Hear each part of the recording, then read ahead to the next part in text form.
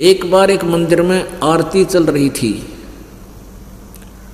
और नामदेव जी, और उस समय क्या था कि उस मंदिर में ब्राह्मणों के अतिरिक्त किसी अन्य को प्रवेश नहीं होने दिया जाता था। मंदिर में आरती चल रही थी, घंटियां बज रही थी और नामदेव जी किसी कामवश उस मंदिर के पास से गुजर रहे थे। वो इतने विभोर हो गए भगवान की भक्ति में, वो आरती गाने लगे और हाथ में जूते निकाल कर घंटी बना ली, घंटी बजाने लगे और बजाते बजाते उन मंदिर में चढ़ गए और उन ब्राह्मणों की अंदर से घुसते हुए और मूर्ति के सामने खड़े होकर ऐसे वो जूतों से घंटी बजाने लगे मंदिर में।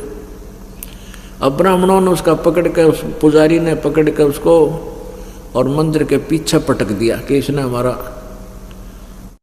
बट्ठा बैठा दिया, भ्रष्ट कर दिया, इसने जूतों समेत आ गया, ये दूसरी जाति का, छोटी जाति का। अब नामदेव जी पीछे धक्का दिया, पीछे बैक साइड में पड़ गए और पड़े पड़े भी उस भगवान की आरती गा रहे हैं और वो घंटी बजा रहे हैं जूतों से। परमात्मा ने उस मंदिर का मुंह, परमेश्वर ने उस मंदिर का मुंह नामदेव जी की तरफ कर दिया और वो पंडित पिछला काना घंटी पीटे, बैक साइड होगी। अब परमात्मा का नाम लेने से, कबीर जी की शरण में आने से पहले भी नामदेव जी साधना करते थे। क्यों करते थे? क्योंकि उसमें पिछले संस्कार थे। और फिर परमात्मा का नाम लेने के बाद परमात्मा जिस स्थिति पर उनको लाना चाहते थे कि इस ओम से ऊपर भी कोई और मंत्र है, इसको नामदेव जी स्वीकार करना नहीं चाहते थे। भले गुरु बना रखे थे लेकिन उनके मन में जगह नहीं थी सतनाम प्राप्ति की। तो उधर से क्या, नामदेव जी 2-3 दिन के बाद उस रंका और बंका के घर पर गए, क्योंकि गुरु भाई होने के, बाण भाई होने के कारण आपस में कभी कभी बैठकर चर्चा किया करते थे। तो ज्यों ही वो नामदेव जी रंका के घर पर गया, वहां के देखा कि उनकी लड़की वंका एक पट्टी तैयार करे थी, जैसे देसी हिसाब किताब तक को जड़ी बट्टी कूट काट के पट्टी तैयार करे थी किसी जख्म पर बांधने के लिए। नामदेव ने पूछा, बहन क्या हो गया, किसको क्या लग गया, क्या आंटी को कुछ हो गया या अंकल का कुछ चोट लग गई? कहने लगे, रे नामदेव तू बाज नहीं आता। वह कहने लगी, नामदेव तू बाज नहीं आता और तू भगवान को बहुत दुखी करता, गुरुदेव को। नामदेव जी ने कहा, क्या हो गया बहन? कि तूने वहाँ के जरूरत थी उस मंदिर में बढ़न की, वो ब्राह्मणा के बीच में है, परमात्मा ने तेरे लिए वो मंदिर फेरा, तेरी तरफ तो मुँह करा गुरु जी ने और उनकी तरफ पीठ करी। यूँ कैसे करा गुरु जी ने? कहा उनका भाई हाथ का चोट लाग गई। अब परमात्मा कहते 100 साल छिद्र मैं करूँ, हम इतने ढीठ हैं, गुरु भी बना लेते हैं लेकिन अपने आड़ी जो पुरानी अटकल है उससे नीचे नहीं आते, ना उसे ऊपर चलने की चेष्टा करते। तो परमात्मा 100 तरह के तरीके अपना के उस काल के गढ़ को हटाता है उसके दिल से। नामदेव जी के मन में इसी प्रकार आस्था बनानी थी। तो कहने लगे, अरे सचमुच गुरु जी के चोट लगी, एक और घनी चोट लगी भाई जा देख का। नामदेव जी गया उस गुरु जी के पास, गुरु जी के वह भी लड़की भी साथ गई, पूरा जख्म हो रहा हाथा में और लड़की ने दोनों हाथों के पट्टी बांध दी। नामदेव जी चरणाम पड़ गए, नो बोले गुरुदेव माफ कर दो मुझ पापी ने, मैं तेने सोचो था मेरी भक्ति है तो सब कुछ हो रहा है, आप तो मेरे साथ चल रहे हो। तो परमात्मा ने कहा, बेटा ये हो भी सकता था, तो करा तो मैंने ही है लेकिन तेरी भक्ति से ही, लेकिन ये पूर्व जन्म की भक्ति है, भविष्य की भक्ति तेरी कति नहीं बन रही।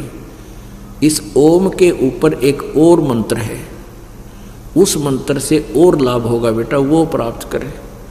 तब नामदेव जी ने कहा, प्रभु जैसे आप कहोगे मैं वैसे ही कर लूँगा, मैं बहुत दुष्ट हूँ, मैंने बहुत गलती कर दी, आपको बहुत तंग कर दिया। तो उसके बारे में गरीबदास जी ने अपनी वाणी में लिखा है, कबीर परमेश्वर से परिचित होने के उपरांत, नामा छिपा ओम तारी, पीछे सो हम भेद बिचारी, सार शब्द पाया जद लोई, आवागमन बहुर ना होई।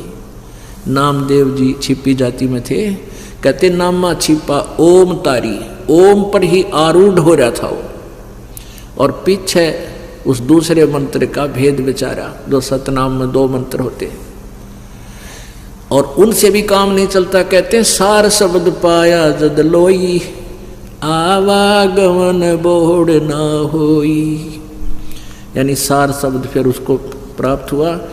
तो इस 2 मंत्र से ऊपर फिर एक सार नाम होता है। तो कहने का भाव यह पुण्यात्माओं कि यहाँ का जो सुख है ये नकली सुख है, जो ओरिजिनल सुख है सतलोक में है, और उसको प्राप्ति का अब विधि भी और साधन पूरा आपको प्राप्त होगा। और जो पुण्यात्मा है उनको, जो काफ़ी समय से भगवान को समझ चुके हैं, लगे हुए हैं, उनको वो मार्ग प्राप्त हो चुका है। तो अब इसमें इस प्रकार की जो वचन मालिके हैं इनको याद रखना है, और ये आपका एक गायत्री मंत्र बन जावे। गायत्री मंत्र का अर्थ होता है जो हमारे हरदम मन में उसका उच्चारण गायन बनता रहे। तो मतलब वो याद रहे, वो चीज़ रह कर। मंत्र तो हमने और जपना है, लेकिन ये एक फार्मूले याद रहे। क्या? मन तो सुख के सागर बस रे, भाई और न ऐसा यस रे। फिर दूसरी बात के याद रहे, भाई सर्व सोने की ही लंका होती, वो रावण से रणधीरम। सर्व सोने की लंका होती वह रावण से रणधीरम। एक पलक में राज बिराजी वो जम के पड़े जंजीरम। मन तू सुख के सागर बसरे, भाई और न ऐसा यसरे। फिर क्या बताते हैं? मन तू बसरे सुख के सागर, जहाँ शब्द सिंधु रत्नागर। मन तू बसरे सुख के सागर, जहाँ शब्द सिंधु रत्नागर। अब यहाँ से मन हटाने के लिए, क्योंकि काल के लोक में हम रह रहे हैं, आप जी यहाँ से जाते हो, परिवार में हो सकता है पूरा परिवार भी उपदेशी हो आपका, नहीं तो ज़्यादातर किसी परिवार में 2 नाम ले रखा है, किसी ने 1 न ले रखा है। और पूरा परिवार भी अगर उपदेशी है तो ना रिश्तेदारी में कोई चर्चा है, ना पड़ोस में है, ना गांव में, ना कहीं आप कार्य में जाते हो वहाँ कोई चर्चा नहीं मालिक की। तो आपको इसलिए ये बताया जाता है कि ये रह कर याद रखो इस बात ने, नहीं तो संसार की चकाचौंध में आपको भूल पड़ जाएगी। के याद रखे, मन तू बसरे सुख के सागर, जहाँ शब्द सिंधु रत्नागर। कोट जन्म तन भ्रमत हो गए, कुछ ना हाथ लगा रे। कुकर सुकर खरबा बोरे, कौआ हंस बुगारे। कोटि जन्म तू राजा क्यों ना, मिट्टी न मन की आशा। भिक्षुकों का दर दर गुम्या, ये मिला ना निर्गुण रासा। अब ये मार्ग ना मिलने से जो आज आपको प्राप्त है, ये आध्यात्मिक यानी सत्य मार्ग तत्व ज्ञान ना मिलने से आप जी ने कैसी कैसी सुविधाएं भी प्राप्त की ओम तक के नाम की जाप करके। क्योंकि पहले सब वेदों अनुसार साधना ही करते थे। या तो कलयुग में काल ने बिजली गिरनी थी, 36 पंथ बना दिए, 36 नाम नारे नारे बना दिए, उनको कोई लाभ होना ही नहीं, सब दुखी हो गए। वेदों अनुसार साधना करने से भी जीव को, जैसे आप जी को महावीर जैन जी की जो जीवनी कई बार दिखाते हैं, उन्हीं के द्वारा लिखी हुई, यानी जैनियों के द्वारा लिखी हुई।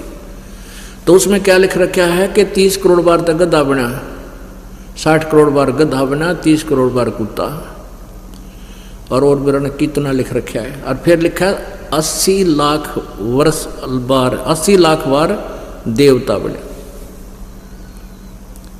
तो ये है यहाँ का कि पुण्य अलग लिखे जाते हैं, पाप अलग, पुण्य भी भोगने हैं पाप भी। ये जो परमात्मा का जो विधान है ये क्लियर हुआ। तो 80 लाख बार तो देवता बन गए महावीर जैन जी का जीव, और 60 करोड़ बार गधा तो एक कब बना बतेरा। 60 करोड़ तो बहुत बूढ़ा काम हो जाए उसके जी ने। तो परमात्मा ये बताना चाहते हैं, कोट जन्म तन भ्रमत हो गए और कुछ नहीं हाथ लगा रे। आज आप करोड़पति हैं और कल मृत्यु हो जाए फिर क्या, गधापति उड़ा कि तो कुमार का फंसा पावे दे लट्ठम लट्ठा। तो परमात्मा कहें कोट जन्म तन भ्रमत हो गए कुछ ना हाथ लगा रे। कुकर सुकर कुत्ता गधा सुअर खर, कुकर सुकर खर बया बोरे कौआ हंस बगारे। कोटि जन्म तू राजा की न्या।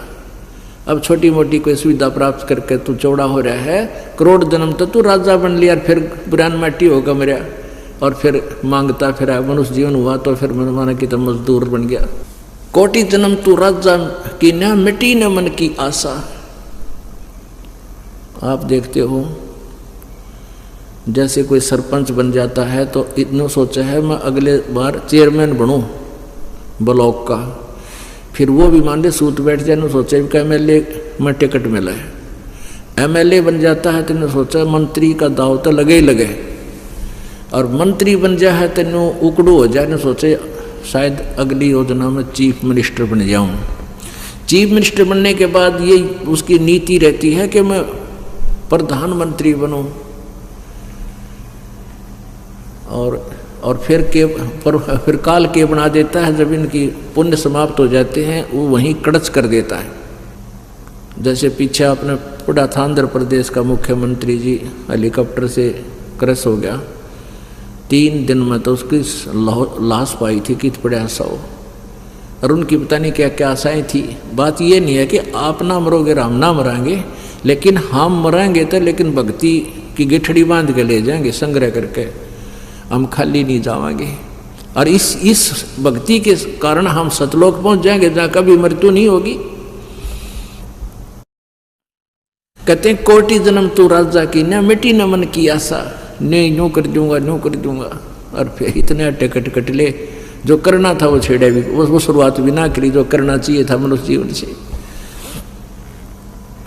बात ये नहीं है कि हम संसारिक काम ना करा, नहीं, इस काम में संसारिक कार्य में एक इम्पोर्टेंट वर्क, एक सब्जेक्ट और लगाना पड़ेगा इस भक्ति और भगवान का। तो कहते हैं कोट जन्म तू राजा की न मिटी न मन की आशा, भिक्षुकों का दर दर गो मिला नी निर्गुंडा सा। यानी ऐसी भी साधना तूने कर ली कि एक बार नगरी से भिक्षा मांग लिया और उसको जाकर रख लिया, वो खाली अगले दिन के लिए वर्क्स का टांग दिया करते, रोटियां कपड़े में बांध के बस सूख जाती थी, खराब नहीं होती जो सूख जाती हैं। तो अगले दिन मांगने नहीं जाते थे, अगले दिन उनको भिगो के पानी में खा लेते थे। और भजन जो साधना उनको प्राप्त थी वो यथार्थ नहीं थी, यानी अन्य साधना जो सत्य नाम को छोड़कर जो भी साधना करते हैं वो तुम करके। कहते हैं भिक्षुकों के दर दर घूम लिया, ये मिला नहीं निर्गुण रासा। अब उन साधनाओं से जैसे स्वर्ग चला गया, स्वर्ग से फिर आ गया, अपने कर्म समाप्त करके पुण्य समाप्त करके फिर पाप कर्म के आधार पर पशु बन गया।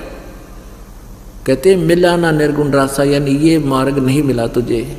इसके ना मिलने से इंद्र कुबेर ईश की पदवी ब्रह्मा वरुण धर्मराया और विष्णु नाथ के लोक को जाकर तू फिर भी उल्टा आया। असंग जन्म तन मर्त्या हो गए जीवित क्यों नाम रह रे, और 12 मद महल मठ बोरे भोर ना दे धरे रे। अभी तक आप जी ने 10वां द्वार सुना था परमात्मा की वाणी में, 12वां द्वार को पार करके हम सतलोक में जाएंगे। अब पुण्यात्माओं, अब 12वां द्वार बताया जाता है तो एकदम झटका लगे। पुण्यात्मा तो इस चीज से प्रभावित होते हैं कि हमने तो आज तक 10वां द्वार सुना था, तो 12वां द्वार परमात्मा की वाणी और ये संत बता रहे हैं तो भी बहुत अच्छी बात है, क्योंकि दास जो बताएगा वो अपने सदग्रंथों में लिखी होगी और जो सदग्रंथों में लिखी वो फाइनल होगी। तो हमने 10वां द्वार सुना था। 10वां द्वार तो काल के लोक में ही रहने का है। जो 11वां द्वार है वो परब्रह्म के लोक में खुलता है।